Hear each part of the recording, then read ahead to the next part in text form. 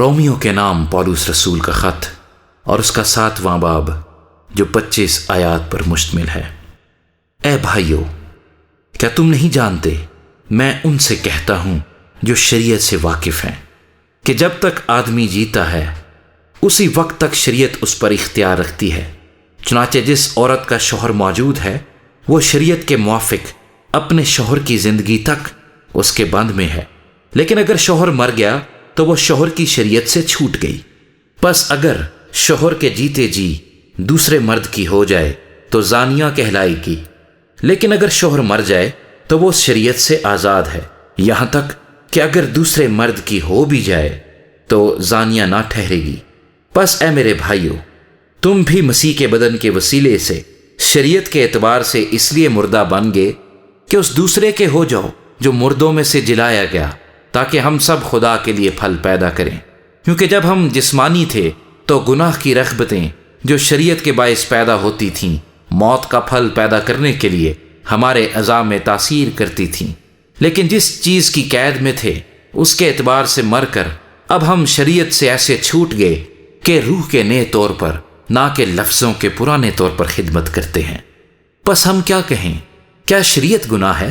ہرگز نہیں، بلکہ بغیر شریعت کے میں گناہ کو نہ پہچانتا۔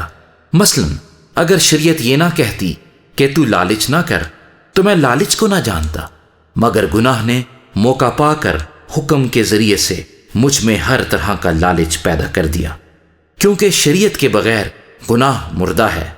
ایک زمانے میں شریعت کے بغیر میں زندہ تھا، مگر جب حکم آیا تو گناہ زندہ ہو گیا اور میں مر گیا، اور جس حکم کا منشا زندگی تھا وہی میرے حق میں موت کا باعث بن گیا، کیونکہ گناہ نے موقع پا کر حکم کے ذریعے سے مجھے بہکایا اور اسی کے ذریعے سے مجھے مار بھی ڈالا۔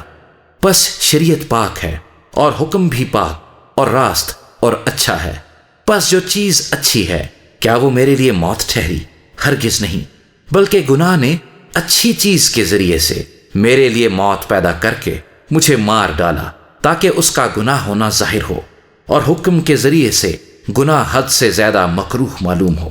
کیونکہ ہم جانتے ہیں کہ شریعت تو روحانی ہے، مگر میں جسمانی اور گناہ کے ہاتھ بکا ہوا ہوں، اور جو میں کرتا ہوں اس کو نہیں جانتا، کیونکہ جس کا میں ارادہ کرتا ہوں وہ نہیں کرتا، بلکہ جس سے مجھ کو نفرت ہے وہی کرتا ہوں۔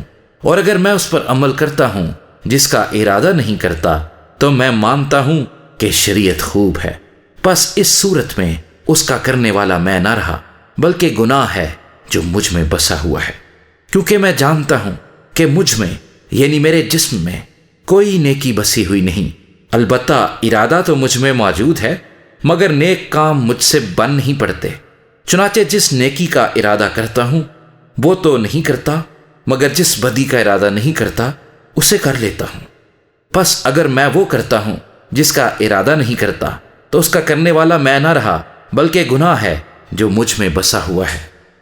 غرض میں ایسی شریعت پاتا ہوں کہ جب نیکی کا ارادہ کرتا ہوں تو بدی میرے پاس آ موجود ہوتی ہے، کیونکہ باطنی انسانیت کی روح سے تو میں خدا کی شریعت کو بہت پسند کرتا ہوں، مگر مجھے اپنے اعضاء میں ایک اور طرح کی شریعت نظر آتی ہے جو میری عقل کی شریعت سے لڑ کر مجھے اس گناہ کی شریعت کی قید میں لے جاتی ہے جو میرے اعضاء میں موجود ہے۔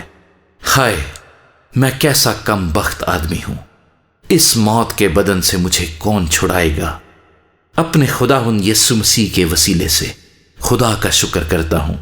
غرض میں خود اپنی عقل سے تو خدا کی شریعت کا، مگر جسم سے گناہ کی شریعت کا محکوم ہوں۔